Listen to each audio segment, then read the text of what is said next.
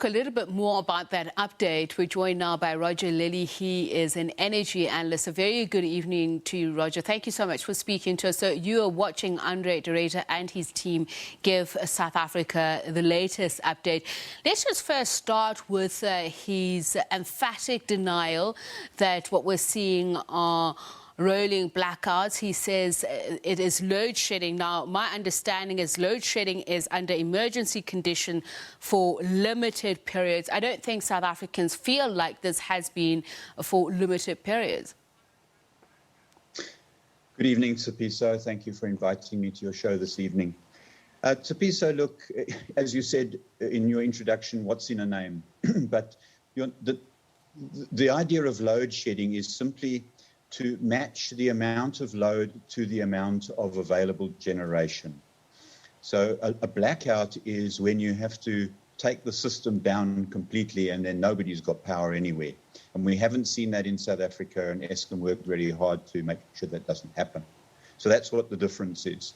Another term that's commonly used for load shedding is called load rotation, which refers to the fact that while some people have electricity, others don't, because the load has been rotated from area 1 to area 2 to area 3 and so on. So you're using whatever capacity you have and you're sharing it out amongst the various areas in the country. So there are obviously various stages of load shedding. South Africans were at some point shocked to even learn that there was a stage 8, and I'd imagine that the higher the stages, then the more amount of megawatts needs to be recovered from the system or from the grid. So just tell us about the frequency. I mean, there seems to be a lot of toing and froing. We hear the Eskom CEO saying that by Saturday there's been enough recovery that by Saturday we may stop load shedding altogether. Just explain to us then, so you say there's never been a complete blackout, but there certainly is shedding of energy in various places very frequently, and some would almost say it feels like everywhere all the time because it's even affecting connectivity. Yes, it certainly feels that way, but we know that just because it feels that way doesn't mean it is necessarily so. But I'll tell you that nonetheless, load shedding causes major problems, especially these days with more and more people working from home. Ever since the introduction of the lockdown for the COVID-19 pandemic, more and more people work from home, and the challenge that they often have is that their colleagues are in a different region or different area of the city than they are, which means that while they're experiencing load shedding, their colleague might have power, but then when they want to speak to their colleague, they find that by the time their power comes on, their colleague's power has now gone off.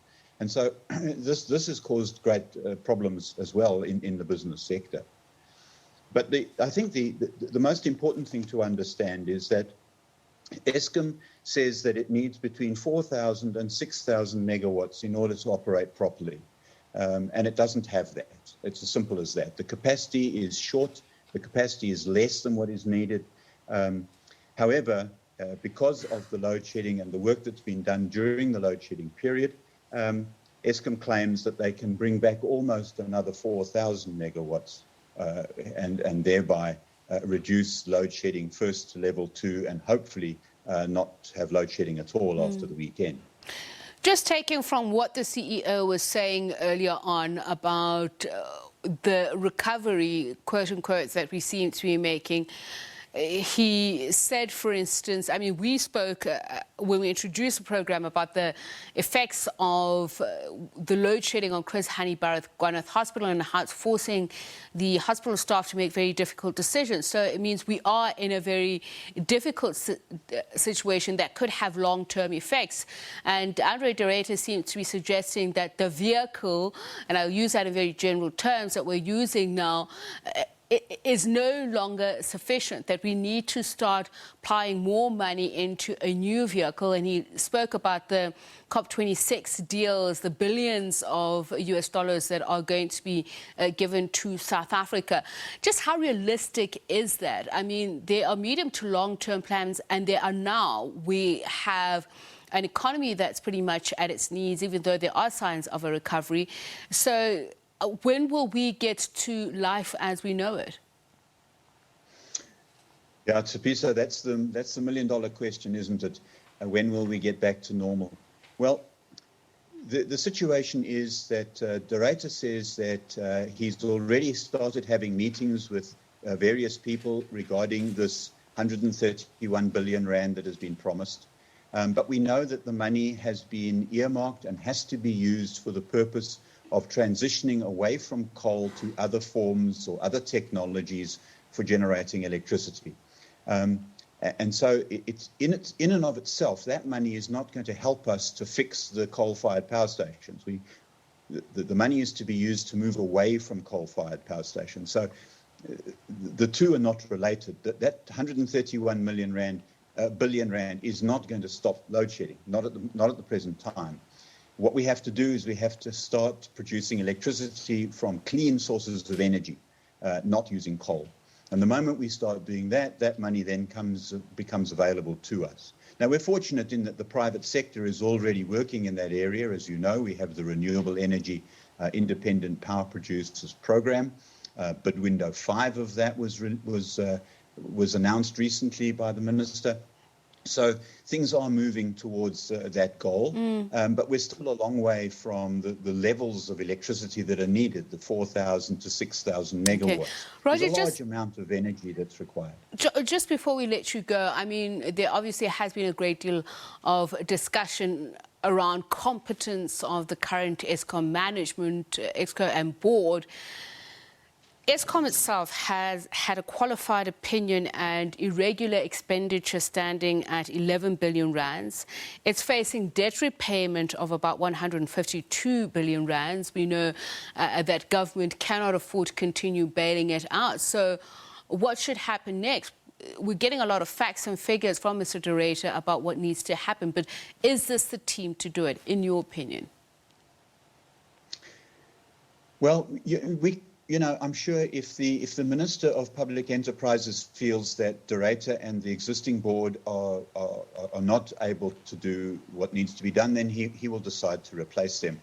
I'm not sure that replacing the board right now is going to solve the problem. It certainly won't stop the load shedding, unless, of course, we put someone in charge who's simply going to stop all the maintenance, run all the generators flat out, and then we'll have no load shedding until all the generators break down, and then we'll have no electricity at all. That is the risk, and it's a very real risk. So, I think that the reality is that the government is in a bind in the sense that it owns Eskom. It is therefore responsible for Eskom. It is the sole shareholder of Eskom. And when Eskom needs money, then it is normal for a business to go to its shareholders for money.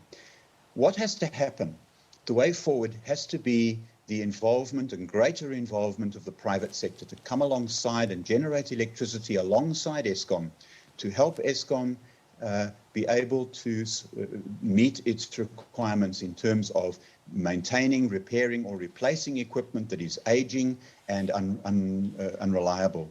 And as the private sector does that, then we'll have the electricity we need because we'll have multiple sources of it, not just Eskom. And secondly, Eskom will have the chance to get its own house in order in terms of getting that equipment up and running again.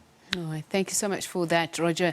Lilley, he's an energy expert, and of course we will hear we'll be speaking to Chief Economist at Antriswa Transaction Advisory, Myeleni Nkabela, to find out if there may be some policies in the offing for stable security electricity supply by the Finance Minister later on. But